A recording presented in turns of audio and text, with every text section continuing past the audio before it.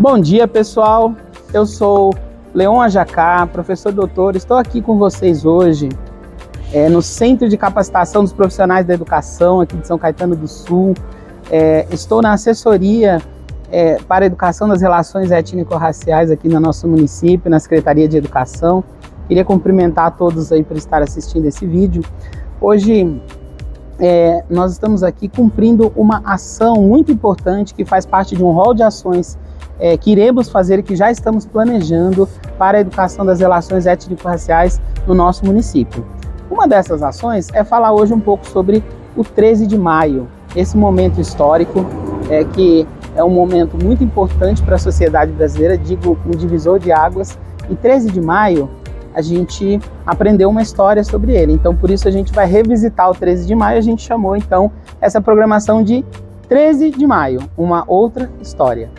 Então, pessoal, é importante a gente entender que nós temos a Lei 11.645 de 2008 que fala sobre a educação das relações étnico-raciais.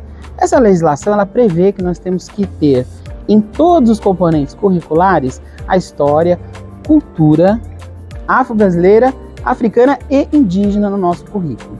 Essa legislação também vem acompanhada do nosso currículo municipal de São Caetano do Sul, que foi revisitado recentemente, e nesse currículo novo nós temos também a menção da educação das relações étnico-raciais como algo significativo dentro dos componentes curriculares. Então por isso nós estamos aqui realizando essa ação. Se a legislação diz o que fazer, a 11.645 de 2008, nós temos então as diretrizes curriculares nacionais que foram aprovadas pelo Conselho Nacional da Educação em 2004, que dizem como fazer, metodologicamente, como nós vamos realizar essas ações. E é importante dizer que essas ações não são apenas das disciplinas prioritárias, história, artes e língua portuguesa, mas elas envolvem todos os componentes curriculares e etapas da educação.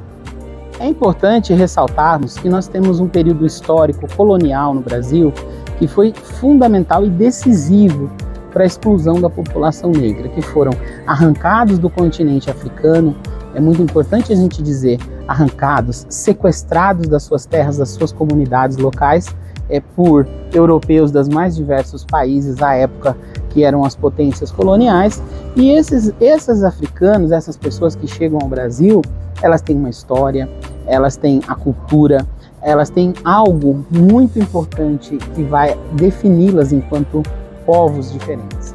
Então é muito importante a gente pensar no colonialismo e em todas as suas estruturas que causaram as desigualdades que nós temos hoje. Hoje nós vamos falar sobre os 7 atos que compuseram e provocaram a exclusão da população negra no Brasil. O primeiro deles é um ato que foi a introdução do processo escravista.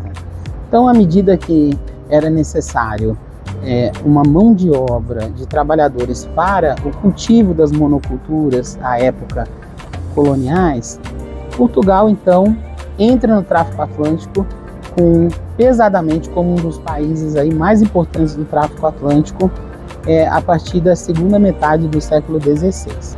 O segundo ato se remete à nossa primeira Constituição, que foi otorgada por Dom Pedro I em 1824. Já nesse período, a população negra foi proibida, através da legislação, de frequentar as escolas. E pasmem, ainda que libertos, a população negra não podia frequentar as escolas porque eram considerados vetores de doenças.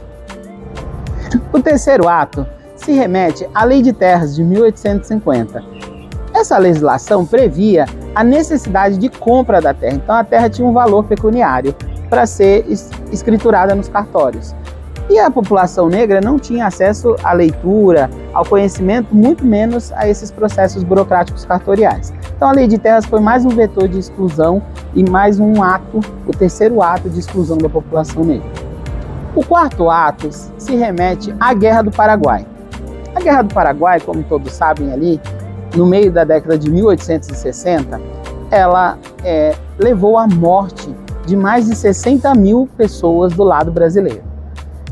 Essa guerra, ela representou um genocídio da população negra, uma vez que a maior parte dos soldados que foram enviados pelo governo imperial eram pessoas negras. Muitas vezes se tinha uma tradição em que, ao invés de um jovem branco, filho dos senhores das fazendas, trocava-se por 4 escravizados que fossem servir no fronte de batalha. O quinto ato se refere à Lei do Ventre Livre de 1871. A partir dessa legislação, as crianças que nasciam nas senzalas eram libertas, nasciam livres, porém, essas crianças tinham um grande problema, porque a sua mãe não era livre, a sua mãe continuava no cativeiro. Então, essa legislação veio através de pressões, principalmente dos ingleses, pressões diplomáticas internacionais, para aliviar o processo da escravidão no Brasil, e a partir desse momento, então, de 1871, temos a Lei do Ventre Livre, que produziu as nossas primeiras crianças em situação de rua e abandono. A Lei dos Sexagenários é o nosso 6º ato. Essa lei de 1865 previa que os negros e negras escravizadas que estavam acima de 60 anos eram passíveis de ser libertos. Porém, é muito interessante entender que essa legislação gerou mais exclusão. Uma, porque a população negra não chegava aos 60 anos, a idade média era 45 anos. Quando chegavam aos 60 anos, precisavam mais de cuidados do que cuidar. Então, a partir disso, os senhores então jogaram essa população nas estradas, ao longo das fazendas. Surge aí então a nossa primeira população em situação de rua, pessoas negras de idade de 60 anos acima, que ficavam pedindo de porta em porta, de fazenda em fazenda, auxílio e comida. O nosso último ato oficial do Estado brasileiro para a exclusão da população negra se refere à nossa imigração. A imigração europeia, que foi incentivada, paga com recursos públicos do governo central à época, do Império, para que imigrantes europeus, mais de 5 milhões de imigrantes europeus foram atraídos nesse momento para trabalhar nas lavouras, principalmente de café do centro-sul do país, São Paulo, Rio de Janeiro e Minas Gerais. Então, é importante a gente entender que esse também foi um ato de exclusão, uma vez que a população negra recém-liberta, que só sabia trabalhar na lavoura de café, não sabia fazer outra coisa, essa população fica sem emprego, substituída por essa mão de obra entrante, principalmente dos países da Europa Ocidental. Após essa contextualização, é importante entendermos como nós podemos fazer isso lá no chão da escola, transformar essa reflexão sobre o 13 de maio numa prática pedagógica. Esse é um grande desafio para todos nós que estamos em sala de aula. Na educação infantil, por exemplo, dentro dos campos de experiência, seria interessante uma atuação relativa aos jogos e brincadeiras oriundos de sociedades africanas que vieram para o Brasil nesse processo colonial. Nos anos iniciais, uma possibilidade de atuação é o reconhecimento geográfico e na produção de mapas dos países do continente africano, que muitas vezes são desconhecidos pela maioria das nossas crianças e adolescentes. Nos anos finais, onde nós já temos os adolescentes, seria uma possibilidade de atuação a realização de uma campanha de debates na escola, chamando especialistas da sociedade civil para poder compreender esse fenômeno do racismo atual e como ele afeta a nossa cidade, o nosso município.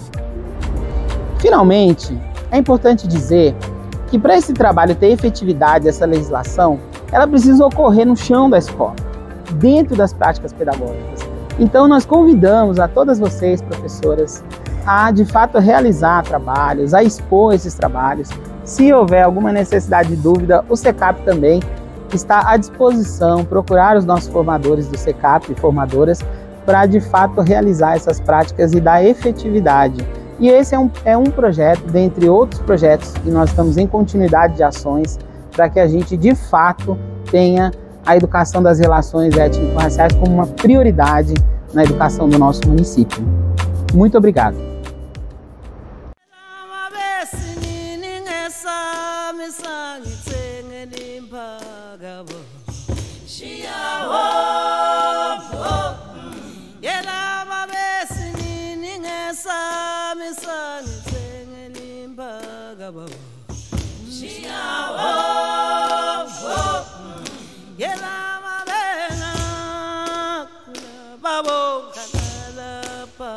Babo,